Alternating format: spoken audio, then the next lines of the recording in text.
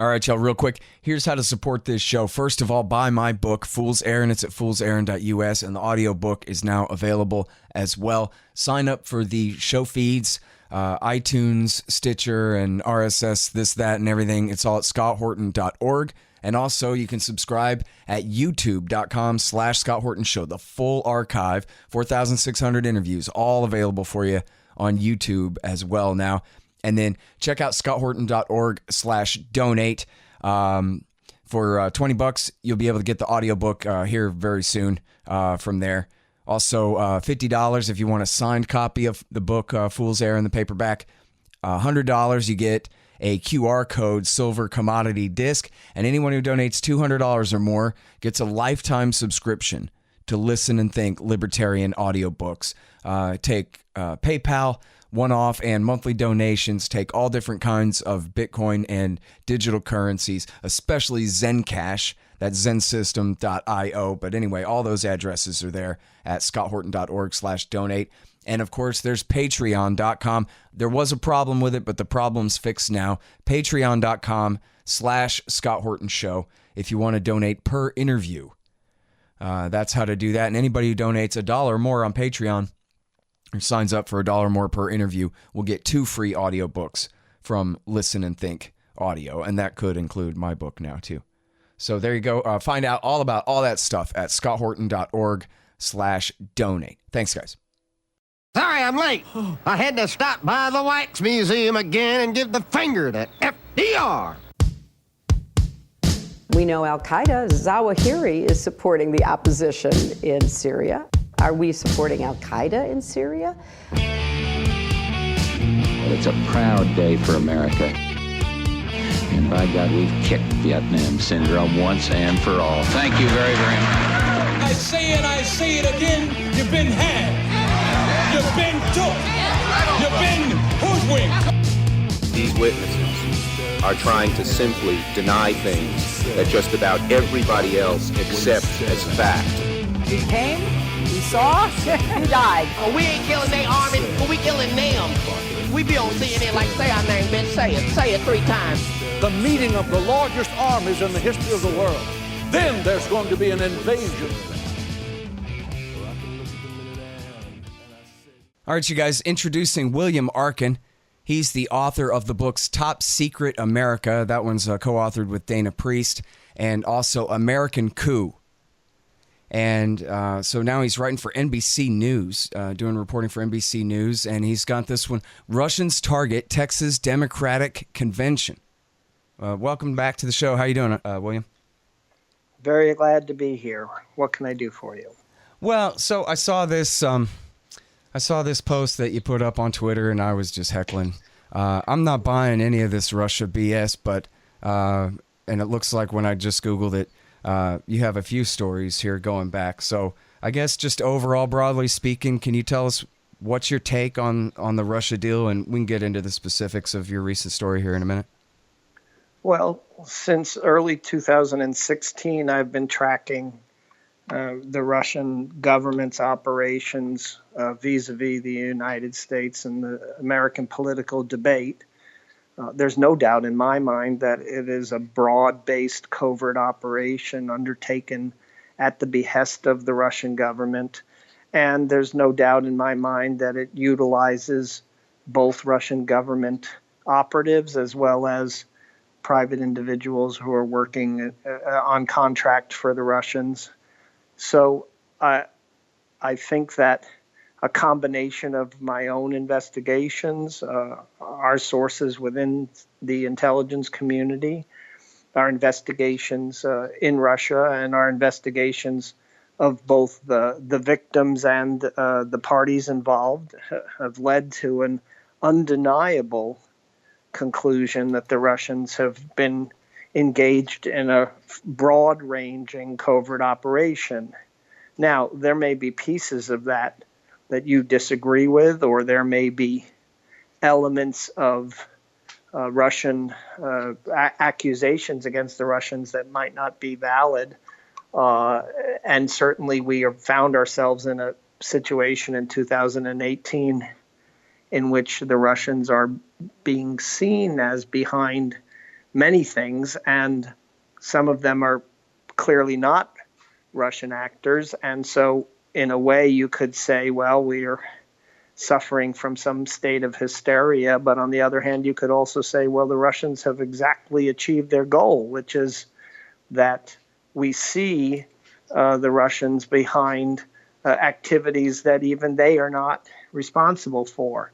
But I really can't see how in March 2018 that anyone who's really knowledgeable in the field of national security could come to a conclusion that Russia has not mounted a broad, large-scale, clandestine and covert operation to influence the American political debate.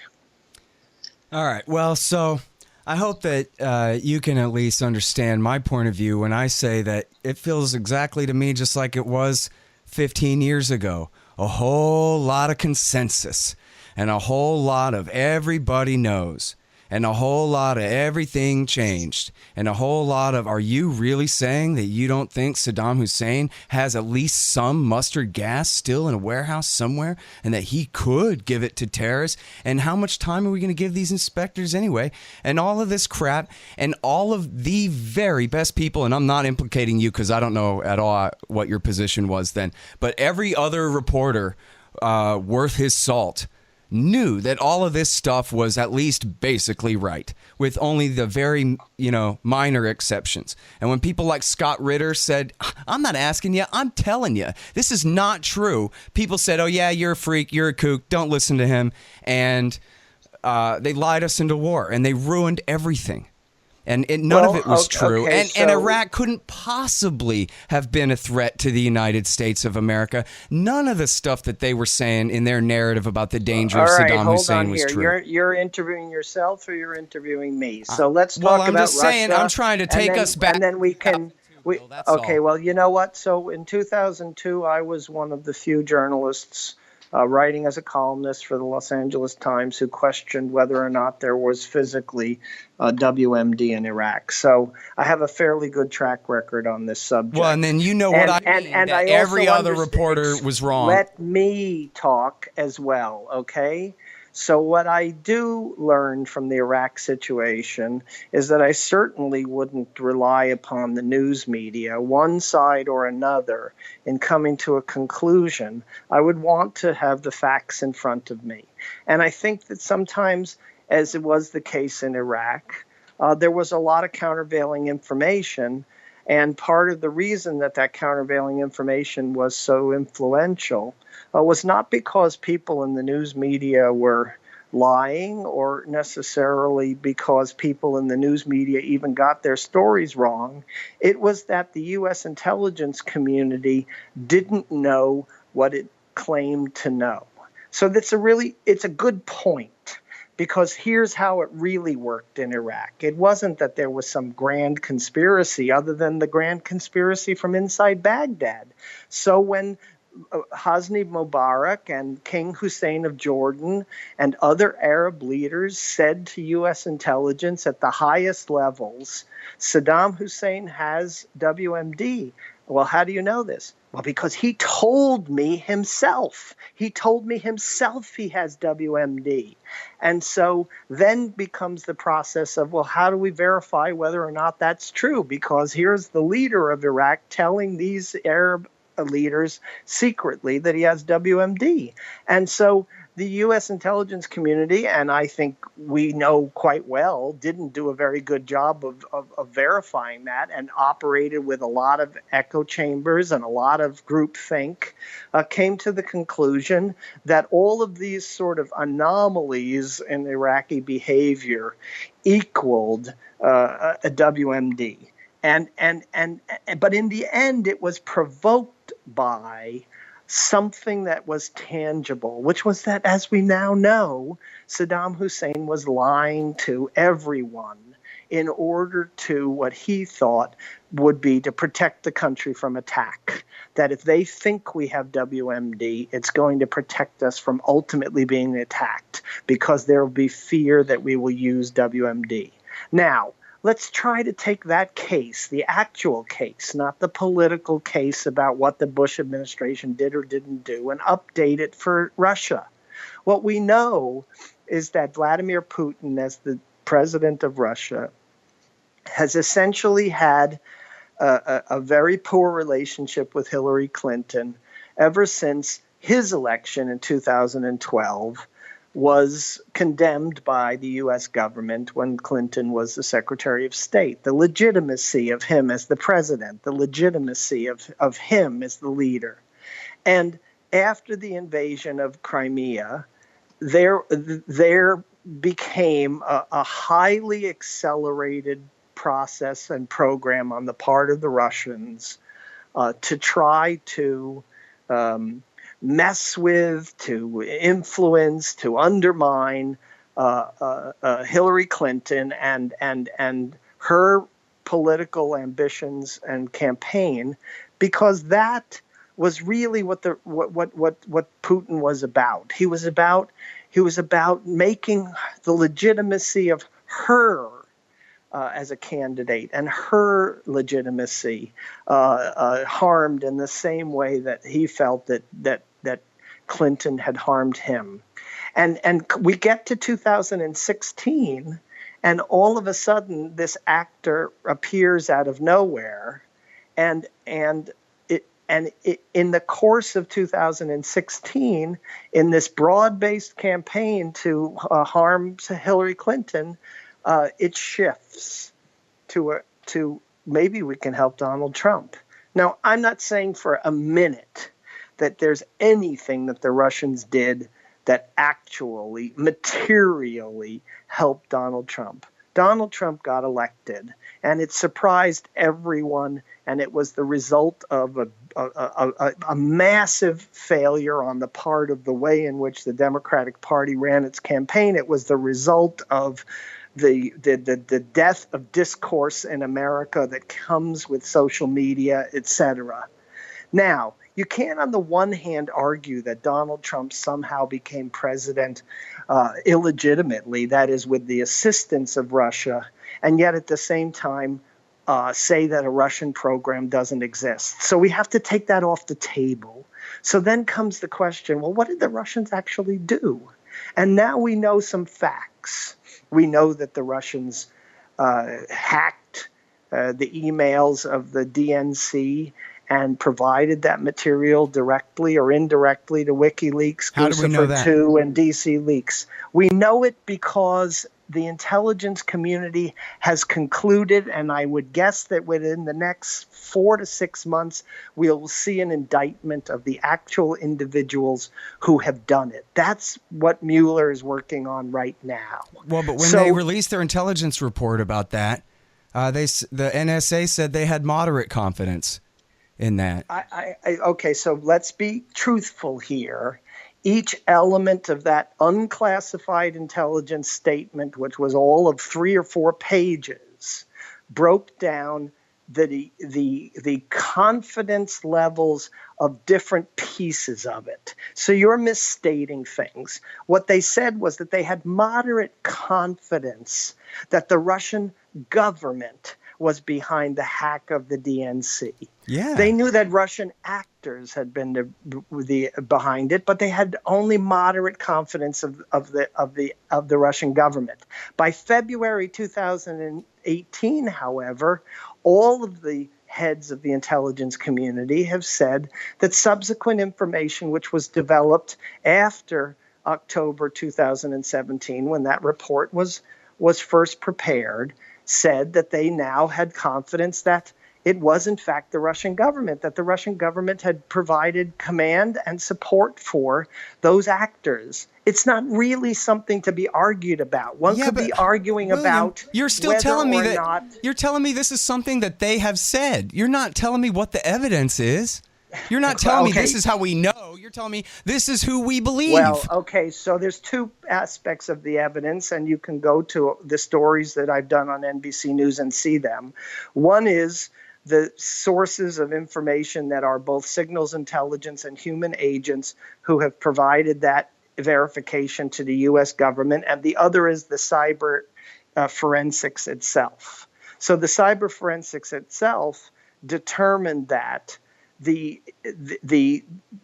material, which eventually was released by two entities called Guccifer 2.0 and another one called DCleaks.com, entities, by the way, that don't exist anymore, and they don't exist anymore because they were Russian fronts. They disappeared because prior to the election, the U.S. intelligence community in a covert operation took them down. That evidence all cumulatively points to Russian government involvement in the movement of that data. Now, let's just take what Julian Assange himself has said, okay? What Julian Assange himself has said is, we don't know where the material came from. We have a blind submission system. So it's not like WikiLeaks is saying it didn't come from the Russian actors. What he says is we don't know where it came from because the very nature of the submission system for people to leak information to us is protecting the identity of that person who's doing the leaking. Hasn't he at other times said that he knew it was not the Russians? He has claimed that he knew it wasn't the Russians, but I'm telling you that the forensic evidence is that they couldn't know because the way their submission system works, it is built around anonymity. That's how you get people to leak things. Julian Assange may have his own reasons for saying it wasn't the Russians, but the facts don't back him up. The fact of the matter is that if you submit something to WikiLeaks, your identity is protected. Well, but I talked to Craig Murray on this show, and he says that he met with the person who was the leaker in Washington, D.C., and he didn't say he received the leak himself, but... I'm happy for him to say it. I'm telling you the facts. So you think because is it the Cyrillic letters and the Iron Felix reference in the metadata that cinches the case here?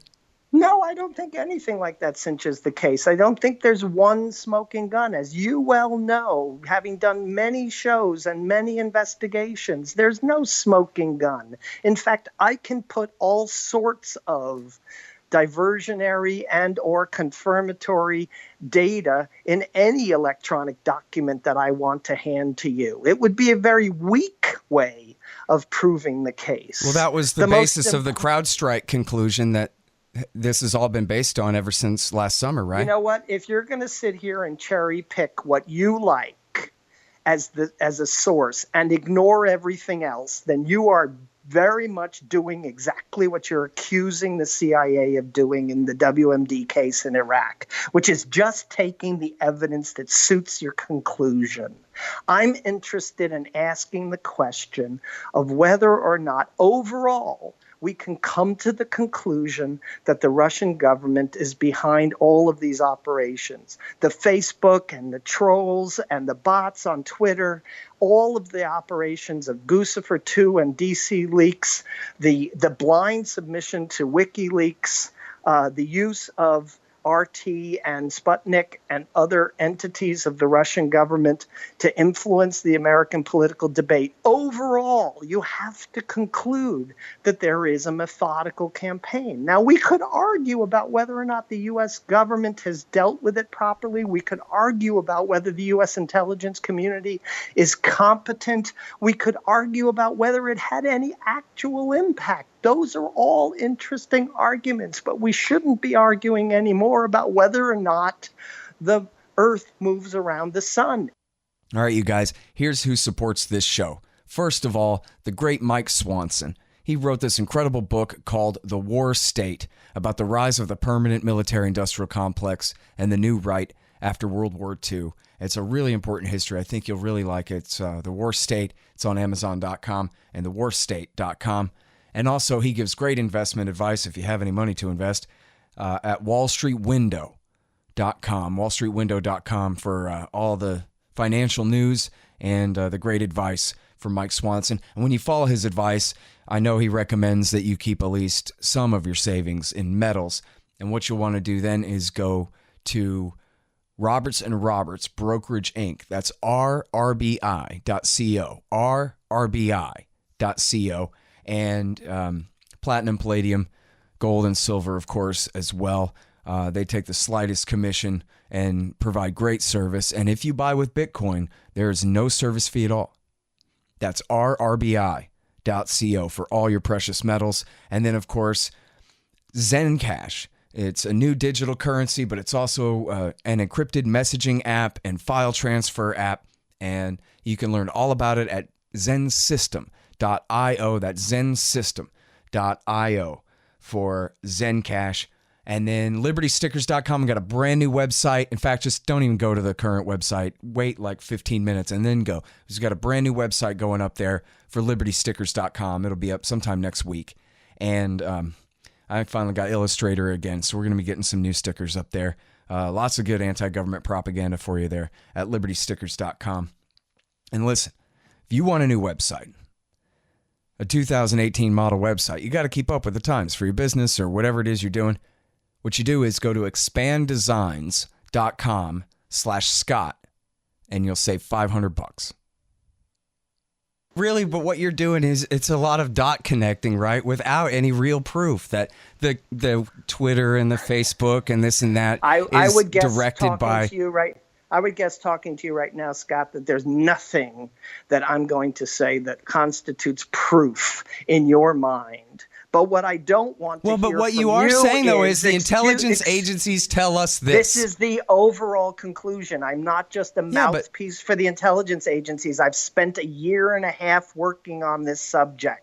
Okay, so let's talk about your recent piece. Talk about the Democrats in this field. You either have to listen to what I say or not. If you don't think that what I'm saying is true, then you can say to your listeners, I don't agree with him. But don't accuse me of connecting dots to come to some tentative conclusion. If I thought that it was only tentative, no, but that's what you're saying. You're saying to tell you that it's only tentative. But you're saying if you zoom out, you see this kind of overall broad picture of this broad campaign, but it's based on a bunch of actual details that are themselves unproven, right? That the WikiLeaks necessarily came from Russia, that the trolls were necessarily working for the government. No, I didn't say they were necessarily unproven. I said that they accumulate together. Look, we don't doubt for a minute that the Internet Research Agency is funded by the Russian government Bill, to conduct certain work. Do you disagree with that? You know what? There are a lot of different things, a lot of different accusations about Saddam Hussein. We're not talking about accusations now. We're talking about facts. Let's just deal with facts. With weapons of mass destruction. If you take the data points about his relationship with Osama, and you take the data points about the VX gas he still has, and you take the data points about his so you don't want to talk about the drones, Russians, basically, is what you're saying. I'm sorry? You want to go back to Iraq because that's the only way that you can say that the Russians is not accurate by saying that something that happened more than a decade and a half ago wasn't accurate. No, one sentence before that, I cited the internet trolls. I cited that the giving of the documents to WikiLeaks. Just deal with that one. Do you believe that the Internet Research Agency is an arm of the Russian government, funded by the Russian government?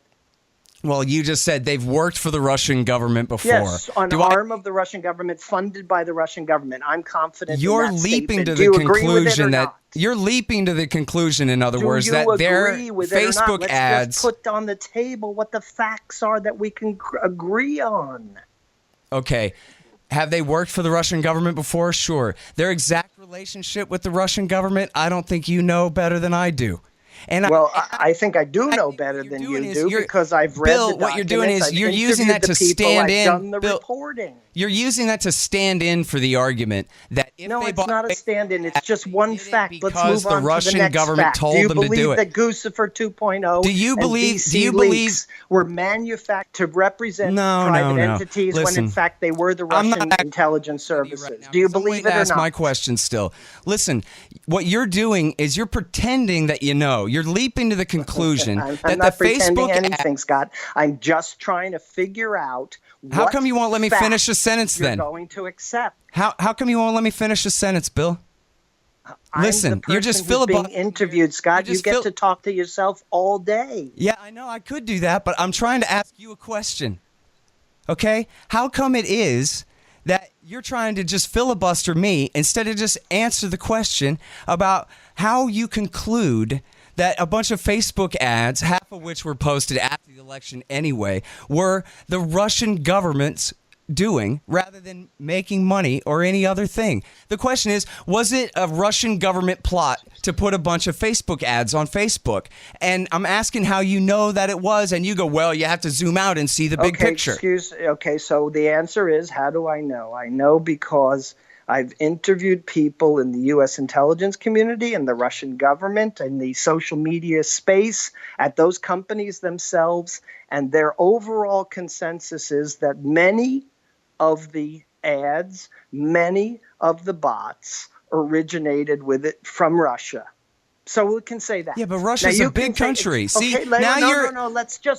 Let's just do it one step at a time, okay? Okay, go ahead. Originated in Russia. Okay, so then we have to ask the question, well, what's the motivation? What are they doing? And so here's what Vladimir Putin said to Megyn Kelly just a week ago in an interview. He said, well, maybe they're just patriotic people doing their own thing. And he said, we had no involvement with it whatsoever. It's just patriotic Russians, perhaps doing something that they thought that they were having fun with. So I guess you could come to that conclusion if you wanted to. Intrinsically, Putin is not saying they're not Russians. He's merely denying Russian government in direction and control and funding of those entities. So now we can at least agree that they're Russian, that the Russians are trying to interfere in the American political discourse. So now comes the interesting question. Who are they? What are they trying to do? Where does it come from? Where is it funded by?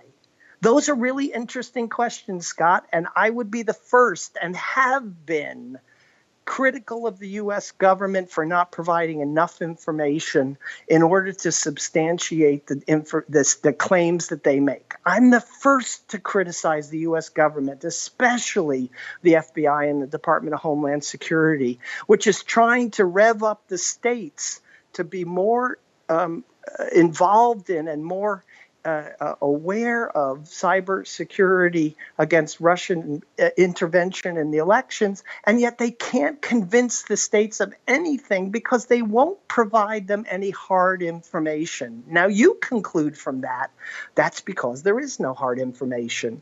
And what I conclude from that is there is hard information. I've seen some of it myself as a reporter. The problem is that the way the U.S. government works, and particularly the way the Department of Homeland Security works in being so way over their heads, is that they just don't have the culture to put that information into the hands of the states. It's a power struggle, if you will. They don't want to reveal that classified information, and some of it is highly sensitive as to where it came from. So we're in this conundrum because I'm critical of the U.S. government for not doing a good job in convincing the American public of Russian involvement. And yet, on the other hand, it's clear, even from the statements that Vladimir Putin himself has made, that, oh, yes, well, maybe Russians did this stuff, but it wasn't the Russian government. I am not more predisposed to believing Vladimir Putin than I am to believing the FBI or the Department of Homeland Security.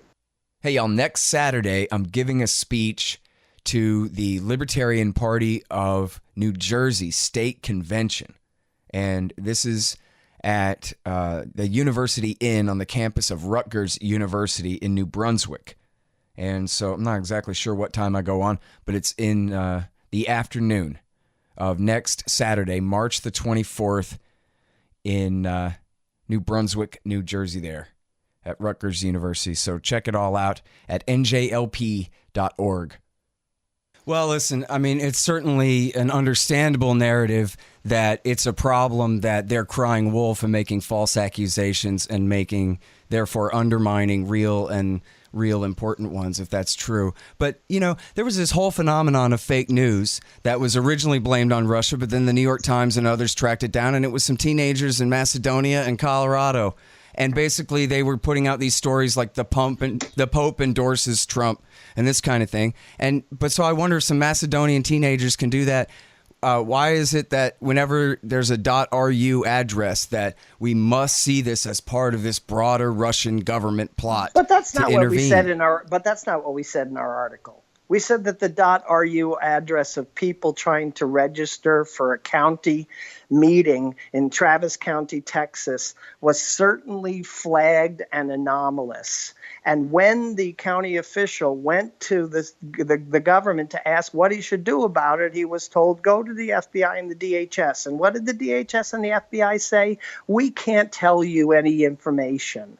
And so then you get into this situation where you have a county official at the lowest level in Texas trying to himself decide and adjudicate, what do I do with these mischief makers, these Russian operatives? I don't know what they are. And that's what we said in our article. We don't know what they are. We can tell you what people think, but we don't know what they are. Well, I'm going off of what your tweet said, because your tweet said that looks pretty convincing. Maybe you should have read the article before before you interviewed me. I did read the article, and the version I'm looking at here is a local news reprint that I don't know if it's the entire thing or not. Well, what it's a pretty convincing article. It's pretty convincing. This seems to be the first case of Russian involvement in the 2018 midterm elections. Who is the Russian? We don't know. What are they trying to achieve? That's not quite clear. But it's certainly worth a news article to say